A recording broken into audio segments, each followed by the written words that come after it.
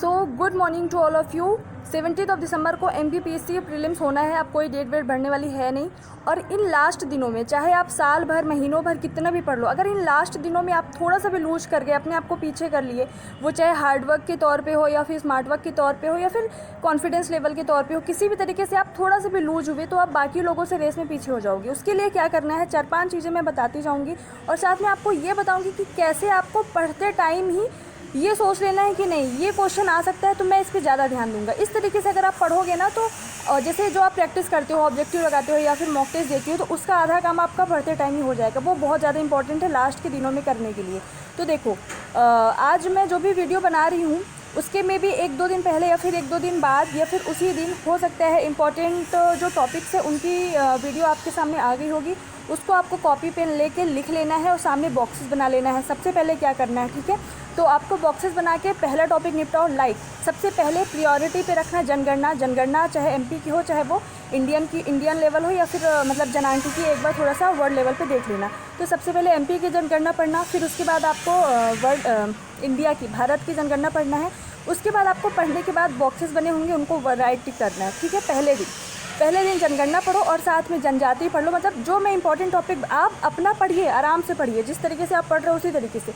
लेकिन मैंने जो इंपॉर्टेंट टॉपिक दिए हैं उनके कम से कम 2-3 टॉपिक्स आपको डेली अब निपटाने पड़ेंगे, ठीक है।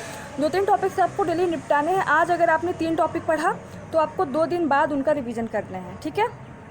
अब देखो, कहने के लिए बहुत छोटी छोटी चीज़ें हैं। आपने सिंगल टिक किया, इससे क्या हुआ? आपने डबल टिक किया रिवीजन के टाइम पे, रिवीजन के बाद उससे क्या हुआ? इससे सिर्फ ये होता है कि यार आपका कॉन्फिडेंस बढ़ता है। जब आप वो पेज देखोगे कि हाँ मेरे इतने टॉपिक्स 1 टिक है यानी कि इतने टॉपिक मेरे कंप्लीट है, इतने टॉपिक्स में डबल टिक है यानी कि इतने टॉपिक्स मैंने रिवाइज कर लिए हैं, बाकी के बच्चे मतलब आपको एक एक चीज़ सिस्टमेटिक करना है। इसी को बोलते हैं स्मार्ट वर्क।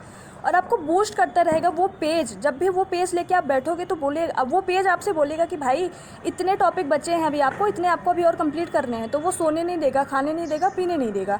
इस तरीके से अपने आप को हर तरीके से बूस्ट करते रहना है। तो पहली टिप्स ये हो गई, ठीक है। अभी आपको जैसे भी इंपॉर्टेंट टॉपिक बताया है उसको आपको बनाओ, वो पेज में लिखो, थोड़ा सा मेहनत करो, पेज में लिखो और बॉक्सेस बनाओ। जब सिंगल रिवीजन है यानी फर्स्ट टाइम जब पढ़ो तो उसको सिंगल टिक, जब डबल टाइम पढ़ो तो उसको डबल टिक, और फिर जब एक बार तीसरी बार रिवीजन करो तो आपको ट्रिपल टिक। इस तरीके से आपको पढ़ते जाना है, ठीक है। डेली 2-3 टॉपिक, बाकी आप जो पढ़ रहे हो उसको उसी तरीके से पढ़ो।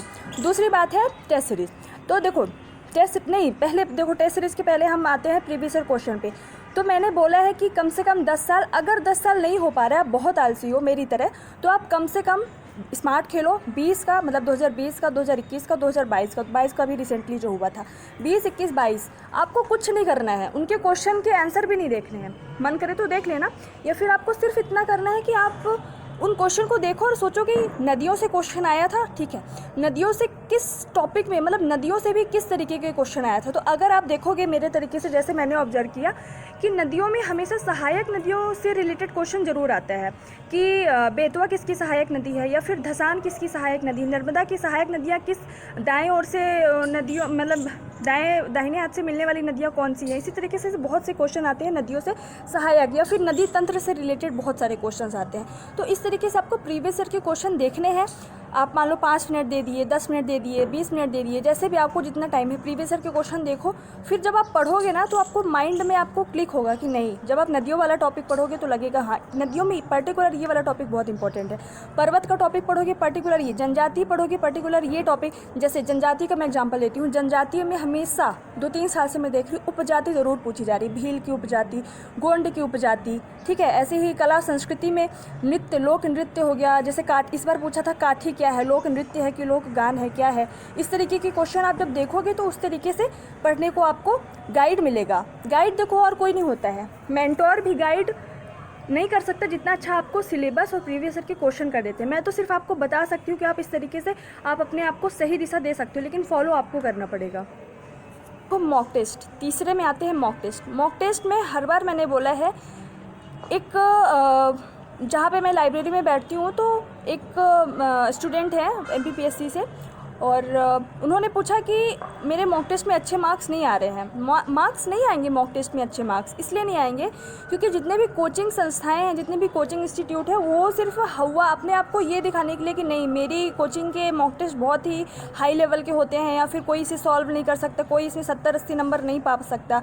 तो आप ऐसे मॉक टेस्ट दे रहे हो कोई बात नहीं, लेकिन इससे खुद का मोरल डाउन करने की ज़रूरत नहीं है। अगर आपको अभी भी खुद पे डाउट हो रहा है, आप 21 के, 22 के, 20 के क्वेश्चन उठा के देख लो, आपको समझ आ जाएगा कि मॉक टेस्ट और जो मॉक टेस्ट में क्वेश्चन पेपर होता है और जो रियल क्वेश्चन पेपर होता है कितना डिफरेंस है। तो सिर्फ आपको मॉक टेस्ट इसलिए नहीं देना है कि मेरे मार्क्स कितने आ रहे हैं, आपको मॉक टेस्ट सिर्फ इसलिए देना है, जैसे कि मैंने पहले भी बताया कि जो क्वेश्चन 10 से 12 क्वेश्चन हर रियल एग्जाम में ऐसे होते हैं जो आपको जूझना पड़ता है, उसमें लॉजिक लगाना पड़ता है, और MPPSC में माइनस मार्किंग है नहीं, तो वो आपको प्रॉफिटेबल होता है। तो उसलिए आपको करना है यहाँ पे मॉक टेस्ट देना है कि आप उससे टैकल करना सीख जाओ, आप उससे जूझना सीख जाओ और लॉजिक लगाना सीख जाओ कि ठीक है इस तरीके के क्वेश्चन आया तो मैं ये लॉजिक लगाऊंगा और वहाँ पे जाके सही करूँगा।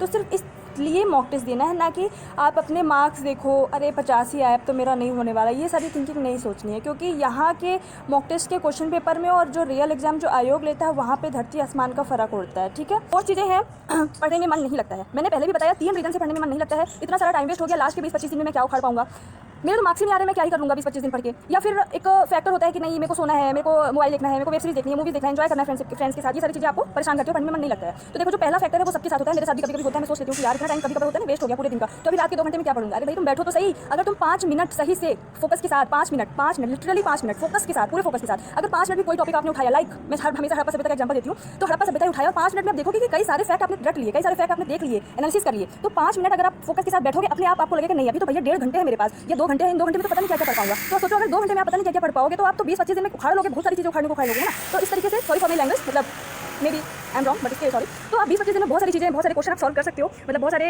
ऐसी चीज़ें पढ़ सकते हो जिससे आपके मार्क्स नो डाउट बूस्ट होंगे और आपका सिलेक्शन, आपका लक्ष्य आपके पास आएगा और आप लक्ष्य के पास जाते जाओगे। ठीक है, तो ये बिल्कुल नहीं सोचना है कि टाइम वेस्ट हो गया। ठीक है, अभी तक जो टाइम वेस्ट हुआ अब आगे का नहीं करना है। लिटरली अगर आपने थोड़ा बहुत भी पढ़ा है 20-25 दिन बहुत अच्छे से, जिस तरीके से मैंने मोस्ट इंपॉर्टेंट टॉपिक्स बताए हैं, साथ में मॉक टेस्ट देते रहना है, बहुत अगर स्मार्ट वर्क करोगे, कि चीज़ सिस्टमेटिक करोगे, टाइम टेबल बना के हर सारी चीज़ करोगे, हेल्थ का ध्यान रखोगे, नींद का ध्यान रखोगे, हेल्दी डाइट लोगे, सारी चीज़ अच्छे से करोगे, टाइम से करोगे, सब कुछ अच्छा होगा। सब अगर कॉन्फिडेंस आपके पास है ना सब कुछ हो पाएगा। 5वीं चीज़ मैं ये बताने वाली थी कि पढ़ते टाइम आपको कैसे ध्यान रखना है। मैं फिर से हड़प्पा सभ्यता का एग्जांपल देती हूँ। मैं हड़प्पा सभ्यता पढ़ रही हूँ, अब उसमें लिखा है कि हड़प्पा सभ्यता आदियुगीन सभ्यता है, या फिर ऐसा मान लो कि मैं एग्जांपल दे रही हूँ वैदिक सभ्यता में। ठीक है, ऋग्वेद के बारे में पढ़ा, ऋग्वेद के बारे में पढ़ा कि यह मतलब प्राचीनतम वेद है, ऋग्वेद है, और इसके जो मंत्रों की जो ज्ञाता, जो मंत्रों को जो पढ़ने वाले हैं उनको होत्री बोला जाता है। फिर इसमें 10 मंडल हैं, 10 तो 28 सूक्त हैं, 10,462 ऋचाएं हैं, है ना। इस तरीके से हम जो भी फैक्ट पढ़ते जाते हैं। ठीक है, हमने एक पैराग्राफ पढ़ लिया, उसके बाद आपको 30 सेकंड इसलिए देना है, आपको देखना है कि इसमें इस टॉपिक से या इस पैराग्राफ से क्या क्वेश्चन पूछा जा सकता है। पूछा जा सकता है कि सबसे प्राचीनतम वेद कौन सा है, ऋग्वेद है। ठीक है, फिर ऋग्वेद के मंत्रों को पढ़ने वाला या फिर मंत्रों को उच्चारण करने वाला ऋषि को क्या बोलते हैं, तो होत्री बोलते हैं। ऋग्वेद में कितने मंडल हैं, 10 मंडल हैं। ऋग्वेद में कितनी ऋचाएं हैं, 10,462। ऋग्वेद में मतलब जितने भी हमने पढ़े टॉपिक, मतलब कि कोई भी अगर टॉपिक पढ़ो तो सिर्फ पढ़ो मत, उसको खुद से क्वेश्चन बनाओ और क्वेश्चन के फॉर्म में खुद आंसर करो। लाइक